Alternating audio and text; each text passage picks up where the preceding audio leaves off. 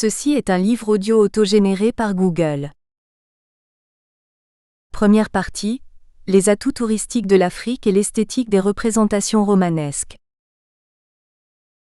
Les configurations touristiques de l'Afrique. Une lecture du Tyran éternel et du paradis des orages de Patrick Grainville. Mama Nsango Unejoya, Université de Tchang. Résumé. Composante indispensable de la fiction romanesque, l'espace figure comme une entité signifiante importante dans les romans de Grainville. Alors que de nombreux chercheurs confinent ses œuvres à des pamphlets dirigés contre les pouvoirs politiques des États nouvellement indépendants, le Tyran éternel et le paradis des orages se donnent à lire, par le biais de l'espace, comme de véritables cartes touristiques et culturelles de l'Afrique. Menée à l'aune de la géocritique, cette réflexion montre que les espaces profilent une Afrique nouvelle, une destination touristique singulière par ses richesses culturelles, phoniques et pédologiques. Mots-clés, espace, roman, carte touristique, Afrique, richesse. Introduction. Les précédentes réflexions ont limité les œuvres de Grainville à des pamphlets dirigés contre les autorités politiques des États nouvellement indépendants. La thèse de Justine Njongo, illustrative du fait, voit en le Tyran éternel la représentation d'une Afrique post-indépendante totalitaire où les personnages sont des produits de la nouvelle civilisation, dont les pouvoirs économiques et politiques ont fait des monstres fous vicieux et chimériques. Dans la même veine, Ngba confronte les regards de Grainville et de Sonny Laboutansi sur l'Afrique, pour montrer que le premier y porte un regard exogène empreint d'exotisme au relent d'accent péjoratif à la limite, alors que le second dénonce les travers de son continent avec une visée cathartique. Angon et Nama Nzi montrent que le tyran éternel comme les flamboyants peignent l'incapacité des dirigeants africains à inscrire leur pays sur la voie du développement. Toutes ces études oblitèrent les significations de l'espace africain dans les textes de l'écrivain français, alors que l'Afrique s'y campe comme un territoire authentique, attractif par sa richesse culturelle et touristique. Le Tyran éternel raconte l'épopée du premier président de la Côte d'Ivoire en mettant un accent sur le beau paysage des capitales ivoiriennes, les richesses phoniques et culturelles de la réserve d'Abokwa-Mekro, principalement, du Gabon, du Kenya et de quelques autres pays qui apparaissent davantage par évocation. Le paradis des orages, lui, relate la vie monotone d'un narrateur qui se rend en Afrique pour des reportages sur les nuers du Soudan. Ce voyage est une peinture de la géographie de Khartoum, du paysage captivant et des fascinantes villes marocaines. L'espace, comme le temps et les personnages, est ainsi une composante essentielle de la fiction romanesque. Il participe harmonieusement à sa signifiance et cesse d'être un instrument décoratif qui permet à l'action narrative de se matérialiser. Le lieu se positionne, d'après Roland Barthes, comme un idéogramme, c'est-à-dire qu'il porte les empreintes d'une idéologie ou d'une histoire. Et c'est cet idéogramme spatial qu'il convient de décrypter dans les productions romanesques de Patrick Grainville, qui se livre à une véritable géographie fictionnelle de l'Afrique dans le Tyran éternel et le paradis des orages. Le présent article ambitionne donc d'explorer les différents espaces urbains africains textualisés par l'auteur français. Nous montrerons que dans l'espace fictionnel des deux romans de Grainville se dessine une Afrique nouvelle, attractive par sa faune, ses multiples religions et cultures. Cette idée sera étayée à l'aune de la géocritique, qui explore les interactions entre espace humain et littérature. Cette approche se veut géo-accent-aigu-centrée, géocritique et écopoétique, en ce sens que ces approches étudient les interactions du texte littéraire avec l'espace ou l'environnement. La démarche géocritique aidera à apprécier les atouts des villes et villages africains. Toute chose qui témoignera de la diversité culturelle, du riche patrimoine phonique et floral de ce continent. Notre réflexion s'articulera ainsi en trois grands axes. Premièrement, il s'agira de décrire les villes africaines textualisées. En deuxième lieu, montrer que ces villes mettent en lumière les richesses touristiques de l'Afrique. Enfin, de démontrer que les œuvres de Grainville configurent ce continent comme une destination touristique. 1. Les villes africaines. L'écriture spatiale de Grainville permet de repérer des campagnes, des villes, des rues ou des bidonvilles africains. Loin d'un simple repérage, elle caractérise aussi les différents lieux où se déroulent les récits. Et comme le précise Solange Widmuch au sujet des toponymes, Le référent spatial sert à caractériser le lieu, il communique un sens et à cet égard constitue un patrimoine. Les lieux qui apparaissent dans les intrigues du romancier français réfèrent à différentes régions du continent. Ainsi, les principaux pays africains qui émergent des récits sont le Maroc, le Soudan et la Côte d'Ivoire, même si de nombreux autres pays participent par évocation à la fiction. 1. Le Maroc. Le Maroc est un pays où se rend le narrateur du Paradis des orages, pour une mission que lui confient ses amis Dorothée et Drusilla, suite à la rencontre de Manhattan. Ce voyage met en lumière la géographie de ce territoire du Maghreb. Cette œuvre relate ainsi que ce qui frappe l'attention du visiteur dans ce pays, c'est l'étendue des constructions gigantesques, des places hôtelières et des agences de voyage dont la floraison crée la confusion. Il se lit aussi dans cet univers de construction, une harmonisation des traditions et de la modernité. Cette impression est celle que ressent le personnage narrateur de Grainville lorsqu'il arrive à Marrakech. Il découvre ainsi un brouillon de buildings neufs et d'antiques taudis, un hôtel qui possède en effet une terrasse qui domine la ville auquel s'ajoutent des avions bondés de touristes manifestes dont les places ont été retenues par des agences de voyage. Des signes qui témoignent de l'attractivité du Maroc. La description textuelle est aussi empreinte d'odonymie car le récit promène le regard du lecteur dans un réseau de ruelles et dans les campagnes de cette capitale maghrébine. L'atlas de ces lieux donne à voir un paysage fascinant d'arbres fruitiers. Par la description, le texte retrace le parcours du narrateur dans les coins et recoins de la capitale marocaine, où il traverse l'Atlas en 5 heures dans l'étroit lacis de vallées et de villages de pierre et de pisé.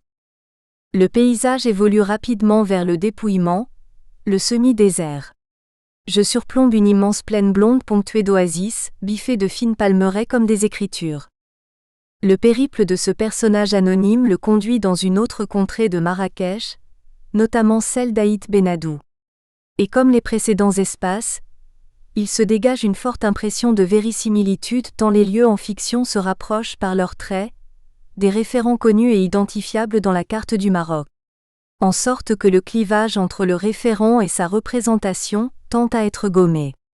Il se découvre des ressources caillouteuses et des murailles dont la configuration traduit l'ancienneté et réveille des souvenirs de l'Antiquité. Le spectacle est celui d'un oued caillouteux auquel se greffent des murailles multiples d'une cité médiévale, marqueterie de Casbah, empilée sur un tertre. Aït Benadou plonge donc le visiteur par son architecture, dans l'univers archéologique rémanent de traces et pratiques antiques. Il en est émotionnellement saisi par le détour de cônes, de ksar, de poivre, de maçonnage, de teintes sanglantes de la pierre, d'architecture et bâtisses qui forment tous un tout harmonieux.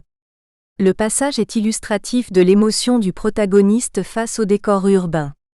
Il est saisi par l'archaïque et rouge entassement des forts. L'ensemble forme un cône aux enveloppes successives. Face à la géographie de cette cité, le narrateur subit un saisissement polysensoriel dans la mesure où ses sens sont affectés par la beauté et l'harmonie du paysage. Son expérience de ce lieu s'apparente à ce que Yifouton appelle un mot valise qui comporte les différents modes par lesquels une personne connaît et bâtit la réalité. Ces modes intègrent aussi bien les sens les plus divers et les plus passifs, comme l'odorat, le goût et le toucher. Ce sont donc la vue, l'odorat et dans une moindre mesure, le toucher de ce personnage conteur qui se met en branle lorsqu'il contemple ce lieu empreint de traces mythiques. Lequel suscite l'extase et crée dans son esprit des liens de similitude avec Manhattan, dont il voit en Aït Benadou une doublure au niveau des réalités prégnantes. Le rapprochement de ces cités géographiquement distantes se lit dans ses déclarations. À Aït Benadou, je retrouve l'extase du grouillement rythmé. J'ai la passion du fief, du vieux pacte, du doigt rapace et du faucon tueur. En plus du Maroc, Grainville explore les spécificités du Soudan où se déplace une équipe de critiques et de journalistes français pour des reportages sur les Nuers. 2. Le Soudan. Le Soudan est présent dans le texte de Grainville et sa description montre bien que l'espace souche a fortement nourri la configuration de l'espace dérivé puisque le territoire soudanais, fictionnel, ne se distingue pas du référent, Soudan réel. En effet, l'une des cités qui capte l'attention du lecteur est celle de Khartoum dont le narrateur souligne l'immensité, la proximité avec le fleuve, les constructions flamboyantes et les usines. Il parle en l'occurrence d'une ville immense, proliférante, chaotique, bancale sur le fleuve, ses buildings neufs, ses usines, ses entrepôts. Elle doit également sa grandeur à ses espaces marchands singuliers par la diversité des produits commercialisés. C'est le cas du Grand Souk de Omdurman. Aux abords de cette ville, de nombreux cours d'eau s'étendent à perte de vue et scintillent par leur correspondance avec la nature. Lors de l'atterrissage de leur avion dans ce lieu, les passagers savourent la beauté et la placidité du Nil, des caractéristiques qui se lisent dans ce passage. Cette fois, nous sommes en plein pays, au seuil du large, calme et roux de soleil, bordé de prairies jaunes et de roseaux. Le texte campe aussi dans ce territoire un autre cours d'eau dénommé le Sad, qui doit sa beauté à ses nombreuses ramifications. L'une d'elles est une eau où s'épanouissent de nombreuses espèces florales. Le narrateur en fait une énumération selon leurs apparitions sur la surface d'eau. La surface est couverte de laitue du Nil, imbrication grouillante de plantes vertes, de nénuphars et de jacinthes mauves. Les marais, autant que les cours d'eau, jonchent la géographie soudanaise. Aux abords des référents hydronymiques soudanais, se trouvent des marais à l'instar du marais du Nil. Pour le narrateur de Grainville, cet espace est atypique de par sa beauté et son calme. Il suscite chez le touriste français des envies de domiciliation en raison du bien-être qu'il procure. C'est pourquoi il aimerait mourir dans ce qu'il décrit comme un assaut de fièvre et de béatitude. Et le plaisir visuel, loin de se figer à cette béatitude, se prolonge devant le spectacle des papyrus et des oies. Et soudain l'écran des papyrus s'ouvre sur un lac d'eau claire. C'est très beau, c'est limpide, avec un vol d'oies passant dans le ciel nu. Au-delà de la variété de ces espèces, Khartoum se donne à lire aussi par le biais de ses populations dont les modes de vie et les portraits physiques sont source de fascination pour les reporters européens. Les Nuers sont un peuple de Malakal, une localité de Khartoum. Leur description dans le texte, empreinte de clichés, souligne leur physique atypique. En effet, l'œuvre de Grainville met en avant la grandeur et la beauté physique des hommes Nuers, malgré visiblement l'indigence vestimentaire. Le premier nuée du Nil dont le récit fait la peinture incarne les traits reluisants de son groupe d'appartenance. Aperçu lors de l'embarcation à Malakal, le personnage narrateur indique que c'était un géant, il était beau, droit, mais vêtu d'un vieux short et d'une chemisette sale, il poussait 2 veaux devant lui, au milieu des bourricots, des bics, des camions. À cela s'ajoutent les références à la grande taille d'une jeune nuée présentée comme une jeune fille immense. Les Nuers, pour le locuteur, font couramment 2 mètres. Aussi, la beauté naturelle reconnue à ce peuple n'élude pas son ancrage culturel et originel, remarquable à travers les lépagnes de coton brun, des shorts, des bouts de gens, un bermuda, des robes à pois. Cet ancrage est aussi celui de l'attachement de la communauté à ses coutumes. En l'occurrence, les règles coutumières commandent qu'au lendemain du décès d'un homme, son frère assure la continuité du couple en se substituant au défunt. En sorte que le disparu vit à travers son remplaçant qui assure la continuité de la procréation. La fidélité à ce principe assure la cohésion du groupe. Une telle expérience se vit avec Nyakong, personnage qui grandit dans la méconnaissance totale de son ascendant parce que remplacé à la mort par son frère. La substance de ce témoignage apparaît dans les échanges du narrateur avec ce nuée, et l'on apprend ceci. Nyakong m'a révélé dans son mauvais jargon de guide qu'il était le fils d'un mort. J'avais entendu parler de cette coutume nuée, qui consiste à marier une veuve à son beau-frère. Reprenant Samuel Kripke, Bertrand Westphal parle de désignateur rigide pour référer à tout espace dérivé dont la fiction prend en charge une partie ou l'ensemble de ses virtualités. Les espaces du paradis des orages sont donc des désignateurs rigides en ce sens que le texte intègre non seulement leur toponyme, mais s'emploie à les dessiner suivant leur forme référentielle. Tout comme le Maroc et le Soudan, la Côte d'Ivoire est un référent spatial que Grainville représente dans son roman. 3. La Côte d'Ivoire. Grainville représente la Côte d'Ivoire dans son architecture et l'organisation de ses institutions.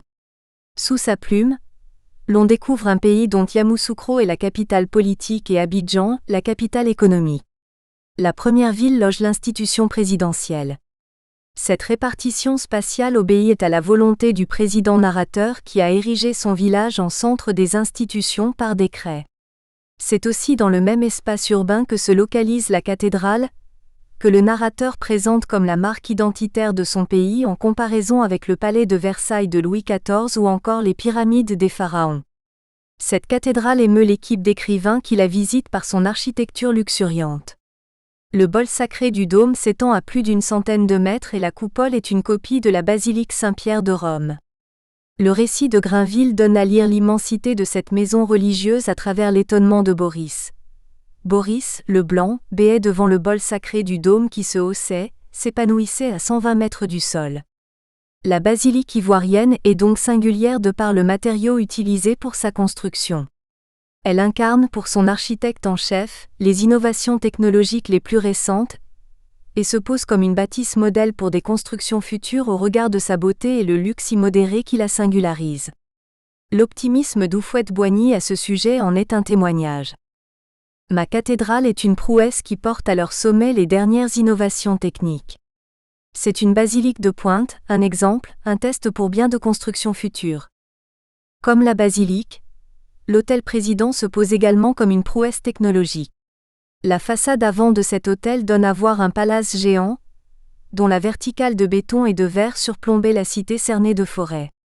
L'espace hôtelier de la capitale politique, c'est aussi son bar, son hall et sa double piscine intégrée à un ensemble luxueux fait de marbre et de grappes d'hibiscus. L'hôtel présidentiel est donc un établissement à la pointe de la modernité technologique. Mais ce dessin répond à un désir de configuration particulière de Yamoussoukro, suivant les axes cardinaux de la ville et ses sites hydronymiques. Yamoussoukro est une ville qui se situe au centre de 4 lacs qui entourent le boulevard central. Elle regroupe aussi de nombreuses institutions importantes du pays concentrées dans ses différents flancs. C'est ainsi que, de part et d'autre, les écrivains perçoivent le palais présidentiel et la basilique du président, la mosquée et les marchés, les grandes écoles de formation et les institutions partisanes. Un ensemble qui fait de cette ville un tout harmonieux. Le président Houphouët-Boigny dessine lui-même, avec les mots, le plan de cette ville à 3 axes cardinaux. Au nord-ouest où nous sommes, le palais du président, la basilique du président. Un peu plus au sud, la mosquée au centre du quartier populaire, les gares, le marché grouillant. Ici encore se note un recours à des toponymes localisables dans la géographie réelle de la Côte d'Ivoire. Ce recours dénote de ce que l'écrivain s'inspire de la carte de ce pays pour élaborer sa fiction, puisqu'il procède à une duplication, par la fiction, des espaces ivoiriens avec leur historicité. En cela, le propos de Westphal trouve toute sa pertinence en ce sens que pour lui, la représentation romanesque est la traduction d'une souche dans un dérivé, cette souche étant parfois le réel, le monde, et le dérivé le fictionnel, l'image mentale. Cette traduction obéit donc à un consensus homotopique comme le montre l'organisation de la ville d'Abidjan, une autre capitale ivoirienne, reconnaissable à l'Hôtel Ivoire où se déroulent les défilés de mode. L'ensemble des espaces recensés, dont certains apparaissent par évocation, sont de véritables gisements richesses. 2. Les richesses touristiques urbaines. Dans les œuvres de Grainville, plusieurs ressources de l'Afrique apparaissent qui constituent un véritable patrimoine touristique. Ces ressources se déclinent en richesses phoniques, naturelles et ethnographiques que le romancier recense dans divers pays africains. 1. Les ressources phoniques. La lecture du Paradis des orages est une incursion dans le patrimoine phonique de Khartoum. Cette ville est à proximité d'un fleuve dont le marais loge des batraciens, des reptiles et des poissons. Dans le texte, il apparaît que la fosse de ce marais est remuante de batraciens, d'oisillons, de minuscules sauriens, reptiles, poissons, truffés de branchons, de racines grosses comme des bras. L'espace phonique s'enrichit aussi d'oiseaux à la taille immense, au plumage multicolore et au bec énorme confinant à un univers zoologique. Voici un exemple de portrait qui dénote l'intérêt que le narrateur-visiteur porte à un oiseau, une merveille de la nature. L'oiseau fait plus d'1 mètre de haut, plumage gris-bleu, mais c'est le bec qui surprend, énorme rostre, appendice postiche, emboîté à la tête. La présence de cet oiseau atypique, des reptiles et batraciens fait de Khartoum un espace opulent et exotique. Ces animaux ont pour refuge des villages où ils vivent à l'abri du braconnage. Comme pour signifier que l'action de préservation des espèces animales, animée par les écologistes occidentaux, se déroule naturellement dans cette partie du monde. Par exemple, dans un village de Nuers situé à 50 km de la capitale soudanaise se rencontrent des grues, des ibis, des hérons qui surgissent le long des rives, des crocodiles qui roupillent sur des langues de boue. Une fois encore, le texte met en avant la fascination des ethnologues pour cet espace dont la richesse phonique se constitue en une source d'attraction incommensurable. La même fascination s'observe en territoire ivoirien, où se retrouve une pluralité d'espèces animales. La Côte d'Ivoire se campe dans l'œuvre de Grainville comme un pays exubérant de par sa faune diversifiée. En effet, dans ses forêts, lacs et campagnes, le narrateur recense une multiplicité d'espèces animales convoitées. L'une de ces espèces est le python dont Thérèse Augustini signale la présence dans la forêt d'Abokwamekro. Ce reptile séduit la spectatrice autant par sa sérénité, sa beauté, son infinie longueur, sa voracité que par sa grande force que laisse voir sa musculature. La narratrice de circonstances raconte à titre illustratif la scène vécue lors de sa rencontre avec ce grand serpent. C'est le python. Il a défilé, paisible. Ça vous assomme une gazelle d'un coup de boule, l'étouffe et l'avale lentement. C'est très musclé. Très fort. C'est la nature. Le théoricien de la géocritique rappelle que lorsque le toucher et la vue sont associés dans la perception spatiale, l'on accède à une géographie haptique ou auditive. Tel un personnage frappé de cécité, Thérèse touche le python de par ses impressions tactiles. En dehors de ce reptile, d'autres espèces phoniques se recrutent au sein de la réserve d'Abokwamekro. C'est pourquoi en regrettant l'absence de fauves, Cécile ressasse l'ensemble des animaux présents. Il relève à cet effet qu'il y a trop d'antilopes et de gazelles. 3 rhinocéros, des hippopotames, des phacochères, des hyènes. En plus de ces quadrupèdes, les villageois aperçoivent par moments un léopard qui disparaît et réapparaît de loin en loin. Les autorités projettent d'ailleurs une importation du Botswana, où les troupeaux sont en surnombre, de 4 nouveaux éléphants. Les morceaux de texte mis en exergue soulignent à suffisance l'opulence phonique d'Abokwamekro, et dans une moindre mesure du Botswana, qui s'offre comme un véritable parc zoologique. À l'image d'Abokwamekro, l'Afrique que représente Grainville est un continent pourvu de nombreuses ressources naturelles. 2. Les ressources pédologiques. L'œuvre de Grainville ressasse les sols de l'Afrique à travers sa fiction. Ils sont pourvus en or et ils ont un potentiel hydraulique remarquable. En effet, dans le récit du romancier français, les écrivains s'interrogent sur la localisation des lambeaux d'or que possédait le président Boigny avant son décès. Tanella formule à ce sujet une kyrielle d'interrogations, et son or, où l'a-t-il fourré? L'or de l'origine, l'or des Akans, des Baoulés, des épopées? L'or de son règne, l'or des Bans. L'insistance sur les spécificités de l'or témoigne de la profusion de cette matière convoitée dans le sol ivoirien, même si cette ressource est aussi présente au Mali. L'abondance de l'or en Côte d'Ivoire se mesure à la masse d'objets façonnés et aux constructions architecturales réalisées à base de cette matière rare. Le narrateur ne dit-il pas que depuis le tabouret d'or de la reine Abla Pokou, la route du Baoulé est un chemin d'or et qu'il a répandu de l'or partout dans sa cathédrale, dans son palais, dans les tombeaux de son caveau familial? L'espace africain subjugue aussi par ses réalités hydrauliques. Les romans de Grainville campent une Afrique archipel dont les multiples cours d'eau font son charme. Cela se voit avec la réserve d'Abokwamekro située près de la rivière Kan, comme avec le palais présidentiel ivoirien que le récit juxtapose au lac des crocodiles. Autrement appelé lac sacré, il consacre l'élevage de nombreux crocodiles. La configuration de cette eau donne au lac les apparences d'un parc zoologique. Le texte décrit la proximité du personnage préside avec ses sauriens. Au clair de lune, j'allais voir mes crocodiles. Pour Westphal, la lecture d'un roman n'est pas le monopole des yeux, elle s'adresse aussi aux oreilles. Le regard et l'ouïe participent de concert à la découverte du texte. Le texte transcrit donc les impressions sensorielles des personnages issues de leurs expériences avec certains lieux. C'est le cas d'Houphouët-Boigny dont les sens de la vue, de l'ouïe et indirectement du toucher, l'excitation, sont affectés par le grouillement des crocodiles dans l'eau. Il en est de même du fleuve immémorial soudanais que surplombe la ville de Khartoum. Le Nil, puisqu'il s'agit de lui, dessine des schémas indéchiffrables et transmet des sensations plurielles aux spectateurs. Il y a une personnification de ce fleuve qui s'érige en écrivain, exprimant sa confusion au milieu d'un univers de canicule. Le passage suivant transcrit l'expérience de ce lieu aux effets polysensoriels. Pris de vertige, le fleuve oublie son nom, s'évacue de sa rive en 1000 accidents fluides et végétaux. Troncs d'embâche, graminées laineuses, zones d'herbe à éléphants. Une fois encore, le narrateur met en exergue la communication des sens dérivant de ce cours d'eau, notamment le regard à travers la contemplation du Nil, le toucher manifeste à travers la sensation de chaleur, le goût par le biais de la succion. Les ressources pédologiques recensées témoignent du fort potentiel géologique des sols africains. En cela, les propos de Westphal trouvent toute leur pertinence car pour lui, toute étude de l'espace prend un tour géologique. L'ethnographie africaine est un autre centre d'intérêt dans la trame romanesque. 3. Les ressources ethnographiques. L'Afrique est un continent où s'entrelacent de nombreuses ressources ethnographiques. En effet, le Soudan est un de ces pays qui suscite le voyage des Européens dans le continent africain.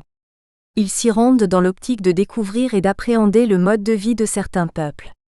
Les Nuers de Khartoum en sont l'illustration car leurs coutumes, religions, traditions et langages paraissent exotiques pour les voyageurs. Le regard du voyeur se pose ainsi sur un espace rendu exotique par le romancier. Cela se voit lorsque le narrateur Grainville. Nous espérons que vous avez apprécié cet aperçu. Pour continuer à écouter ce livre audio sur Google Play Livres, utilisez le lien dans la description de la vidéo.